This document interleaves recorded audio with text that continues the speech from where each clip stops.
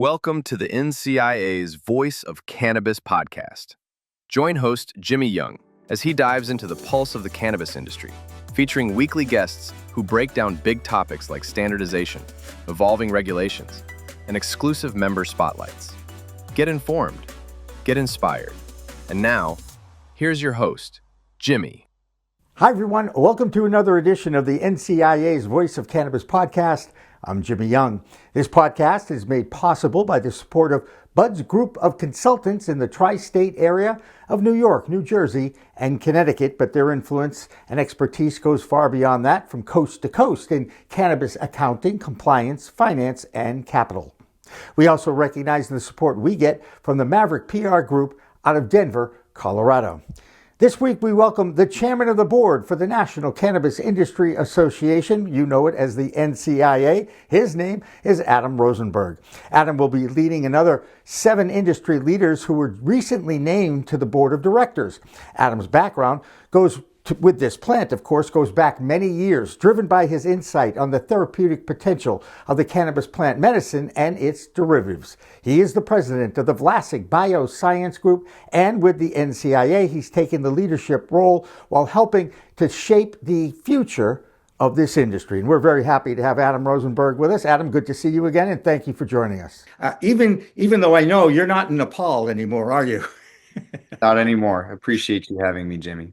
So first of all, you guys just named about, I think I see 7 new members of the board of directors, and congratulations on that.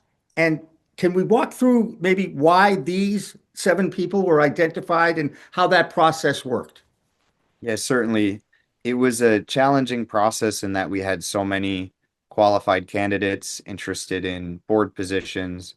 So we went through each one thoroughly and were considering who was positioned to really represent such a diverse industry. What makes the NCI unique among these different industry and advocacy groups is that we are really representative of the various corners of the cannabis world, from small operators, large operators that are plant touching, as well as ancillary businesses. So it was important to us that the board was also representative of that immense diversity within the space. There you go. And you did a fine job based on the names and some of the people I know, and including one of my favorite people in the world in this industry, Jamie Pearson. She knows I'm a big fan, and I'm thrilled that she's on your board because I think the world of her insight. And I'll never forget, and I've been quoting her actually, when I talked to her right after President Trump had his rescheduling show. I call it a dog and pony show. And she basically said, yeah, I was really looking forward to it. And then she goes, and then it turned out to be a big nothing burger. And I had never heard that expression before, but it certainly fit and described really what it was all about. And that's Jamie. She speaks her mind. And I do love her for that. Anyway, good pick on that one. And I'm getting to know all the others as well, including Jordan Eisenstadt, too, who I've known for many years at Marino. I do want to talk to you about the news items that we talked about before I hit the record button. And one of them being that the Farm Bill 2026 has now moved out of committee, and they are celebrating, if you will, the fact that this was a bipartisan move it out of committee deal, but it really didn't touch the intoxicating THC element, which I think everybody is waiting for. And in fact, more again, they're the ones who created this mess, and I'm talking they being Congress. And now they're making up for it by basically giving farmers an opportunity to grow industrial hemp, and they'll have a separate. Well, they're going to have a ban in November unless something happens between now and then, right?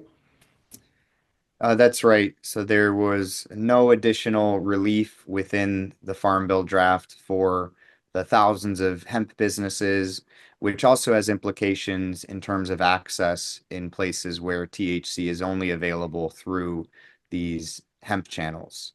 But at the end of the day, we're talking about one plant, we're talking about cannabinoids and end products, and really the entire cannabis ecosystem needs relief. All of these businesses that are operating in good faith to try to create access to safe, tested, reliable products are missing action from the federal government to align what is a widely used product and one that is much safer within regulated channels. And so I'm hopeful that we start to see broader progress beyond just a farm bill to actually start to regulate these products responsibly in general. And I am going to go back to that news conference and executive order show that President Trump put on that day back in December. I think it was 18th of last year, and talk about the fact that you now have a president who's actually used the word marijuana and CBD, and has taken and actually singled out that cannabinoid to say, look at the medicinal value of this cannabinoid. And that to me alone is a huge win. I can't believe I lived to see that day, actually, Adam, because, I'm a little older than you. And now I have a president that at least recognizes that it shouldn't be at Schedule 1. I think most of the people agree with that. And do you see, is that how do you spin what that news conference, the positivity of that news conference? Well, first, it's important to recognize that a shift to Schedule 3 by no means is the solution to what is a massive disconnect between federal and state policy, as well as consumer rights and patient rights. Mhm. At the same time, there's a shift in the right direction to start acknowledging cannabis's therapeutic value, which at the same time has always been well known, even going back to 1985 when dronabinol was approved as a THC isolate for chemotherapy-induced nausea, and then a few years ago with Epidiolex being a plant-derived CBD drug approved for epilepsy. It's well documented, not just in recent history, but for thousands of years of human history, that this is a well-tolerated and extraordinarily therapeutic natural substance. So it's great that we're seeing that come from the White House now. But at the same time, we've heard since the last administration a lot of talk about shifting cannabis from Schedule 1, and to this day, it is still classified as the same as heroin and more dangerous than methamphetamine. So what we're missing is action toward implementing these reforms. Right. And the other thing that is coming out of this again is that this plant has birthed, if you will, three separate industries. One is legalized, the one that we talk about pretty openly now with dispensaries and licenses and controls and all that stuff. Then you've got your hemp industry that evolved from I guess the word is loophole, but they basically opened Pandora's box when they had that farm bill back in was it 16 or 18? That last one. 2018. Yeah, 18. So, and of course, you have the legacy market too that has lived forever in the United States, even during the strength of prohibition, if you will. And now I'm starting to hear, Steve D'Angelo and Andrew D'Angelo want to have a one plant alliance. And the more I talk with people like yourself, who's in the trenches, if you will, with all the other parts of this industry, you're starting to come together and work together, which is really what it is. One plant, isn't it? It is one plant, and cannabis is distinctive in how incredibly versatile it is. But at the same time, when we're referring to the use of cannabinoids and particularly THC, whether it comes from a quote hemp plant or marijuana plant, what's important from a public health and safety perspective is the intoxicating potential, the form factor, the purity. And I've been hosting these discussions along with Eric Berlin over the last year with the leadership of most of the major marijuana and hemp industry groups. And soon we will be releasing some statements that have been crafted through those meetings, which will demonstrate the vast areas of alignment that already exist. One of those being in shifting the focus of policy from this artificial legal divide from hemp and marijuana to instead focusing on regulating based on the end product and its intended use and intoxicating potential. Yeah, and the word intoxicating is interesting. One of the first lessons I learned from a gentleman here in Massachusetts that CBD is not intoxicating, but it is psychoactive. And there is a difference between the two, intoxication and psychoactive. And I was fascinated to that day. And now when I read other media reports and they use the word psychoactive in equal exchange with both THC and CBD, I cringe a little because I learned that. Um, and now we really are starting to identify this is not one plant and another plant with the amount of percentage of THC. It truly is a cannabinoid issue. I remember 8 years ago, there was like 100 and no, excuse me, 86 cannabinoids that were named, and now they're over 400. Okay, and that's 8 years later, over 400 cannabinoids in this plant. So is the direction now going to be more of controlling all these cannabinoids as opposed to one plant or the other? Well, it depends really on which market we're looking at. Mhm. So, cannabis is not a singular compound, it's a platform of thousands of individual constituents. And so, in certain settings, like for the adult use side, where people want to consume flower or full spectrum products, we're looking at it more as a holistic plant or plant extract. Whereas in areas of therapeutic development, such as biopharmaceuticals, to have the necessary replicability, oftentimes it's about choosing formulations of specific cannabinoids or combinations of cannabinoids for a targeted effect in specific conditions. So, what we need is policy that recognizes that while this is one plant, that it exists within different regulatory channels, and we need acknowledgement of the right way of handling adult use products, which, from my perspective, particularly being in places like Nepal and seeing this grow naturally, is a human right that we access this incredible plant that has been gifted to us long before we arrived, Mhm. but also in ensuring that there are available channels for therapeutic development and biopharmaceuticals, which, as we saw with the approval of Epidiolex, does not encumber the availability and access of these adult use products, but rather provides additional options for patients that are looking for relief. Yeah. And interestingly enough, one of the things about this plant, and I always hear these things, and then I have to ask people that know a lot more about it than I do. Even the leaves, we talk about buds. It's buds, right? It's got everything's in the bud, and it's a female bud, I might add. But the leaves actually have some therapeutic value to it as well. And I've heard stories about people juicing the cannabis leaves and getting some, I don't know what kind of relief they get or what they use it for, but they get some benefits out of it. Have you heard anything about these leaves?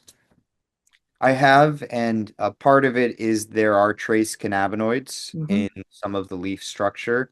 Hmm. In fact, that's actually an area of legal ambiguity in places like India, where they drink bhang, where it's technically illegal to use the flower, but through collecting leaves and making it into tea, they can gain some of the psychotropic effects as part of their religious experience, but also they have certain nutritional properties similar to microgreens.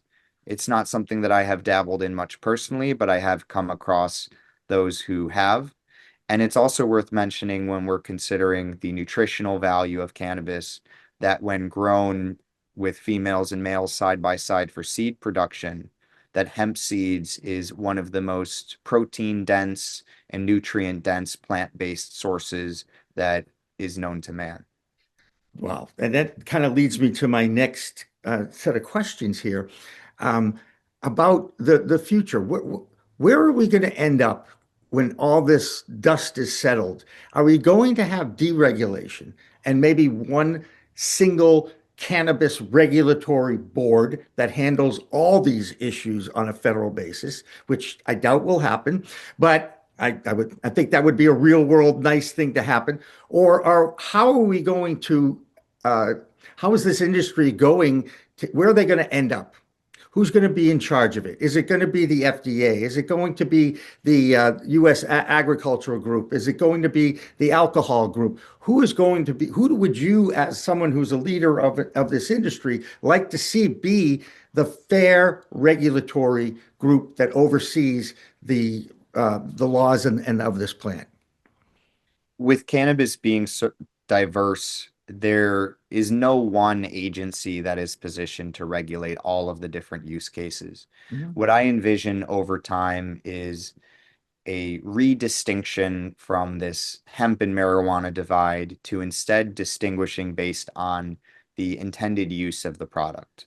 So, with applications such as the fiber, the hurd, and the grain, Mhm. that is an area best suited for regulation under the USDA, Mhm. where products that are used as a prescription biopharmaceuticals as well as over-the-counter wellness products, more in the dietary supplement category, those are a fit more so for FDA.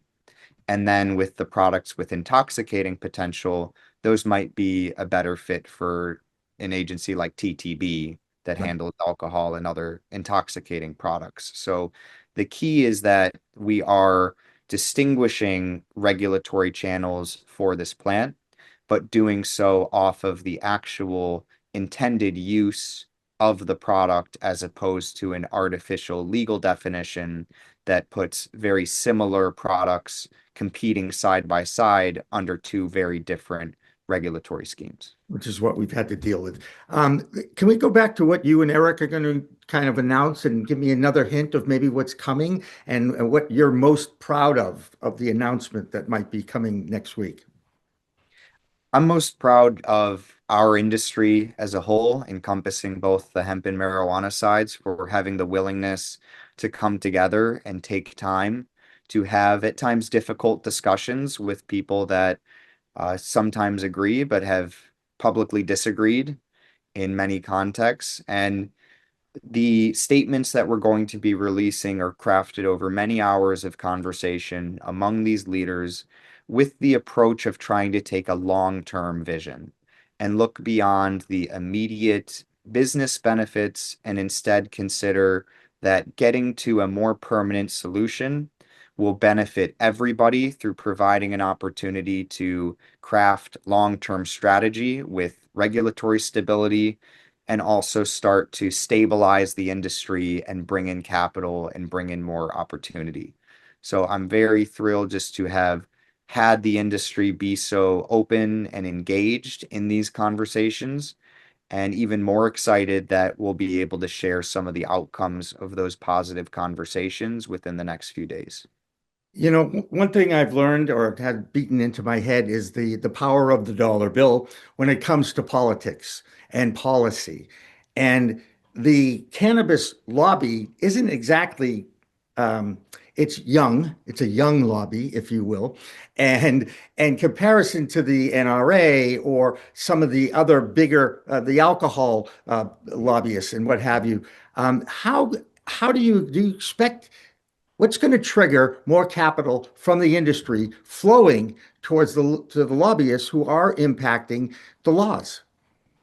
Yeah, well, part of the solution is a larger influx of capital. At the same time, it's also important to ensure that the capital is being used in the most productive manner possible.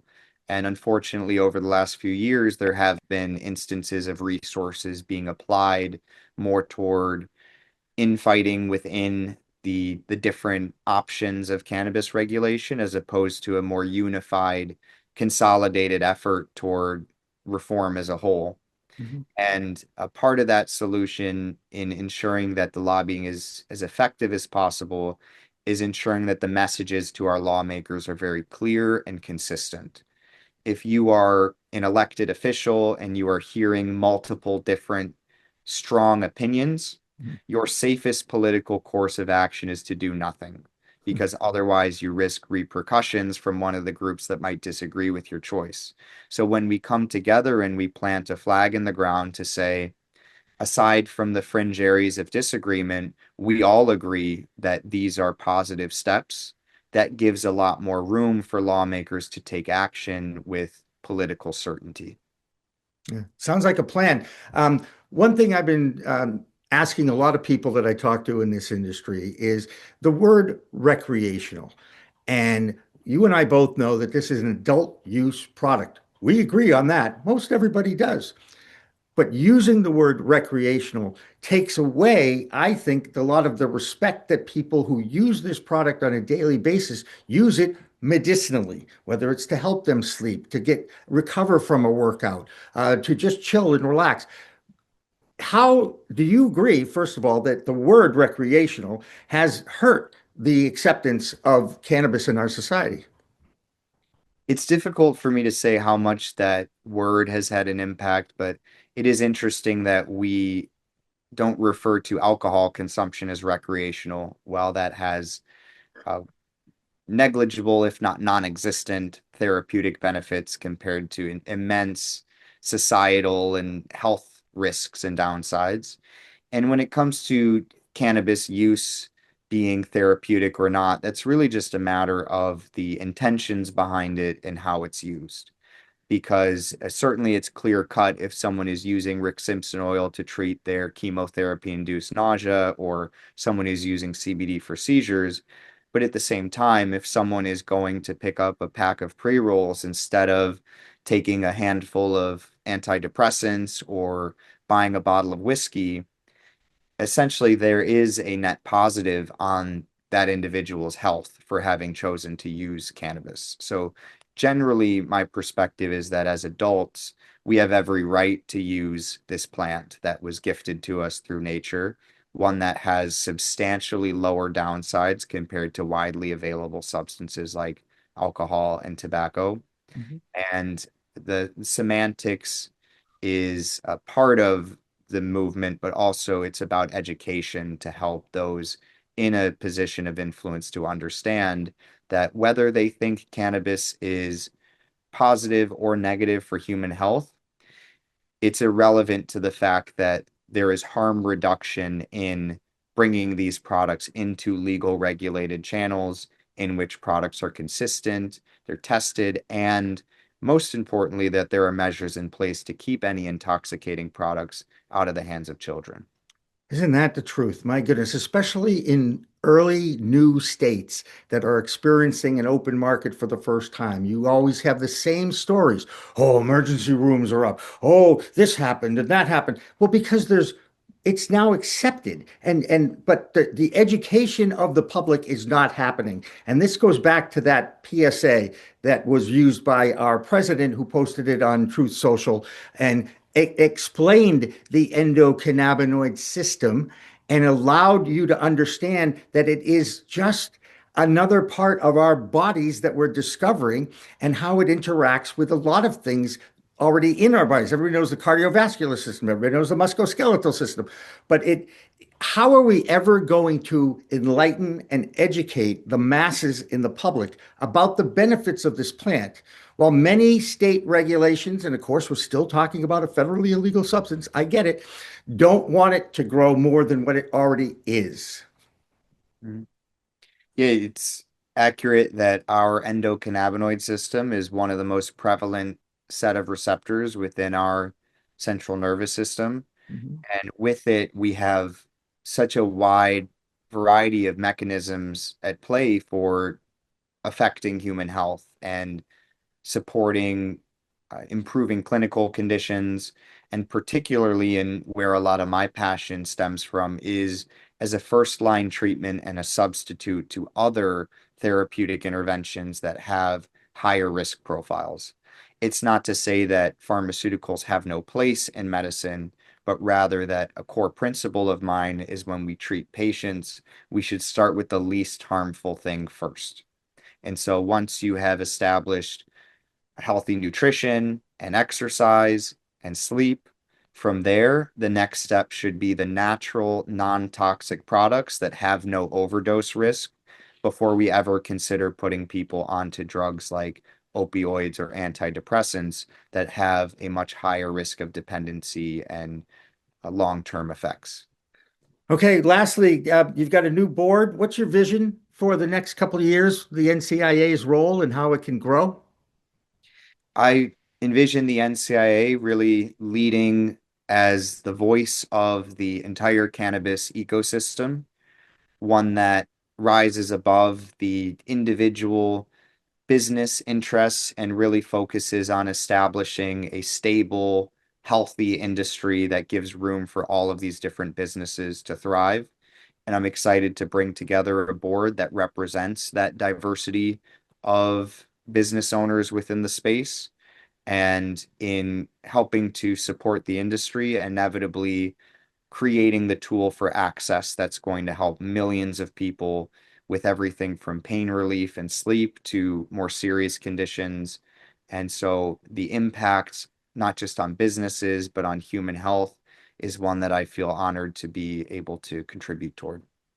Well, I tell you, I think the organization has great leadership, especially at the top, Adam. Thank you so much for joining us on your Voice of Cannabis podcast, because after all, this is the NCIA's thing, and I so appreciate the opportunity. And you guys know you have a friend in the media that I'm more than willing to share any news items that come out of your organization. So best of luck in the future. Thank you, Jimmy. I appreciate you having me. Cool. It was great. Was that a good one?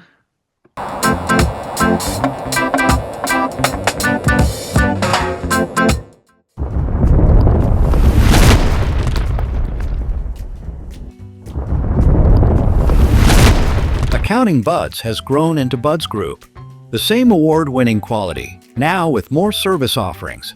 Buds Group, your best buds in the biz.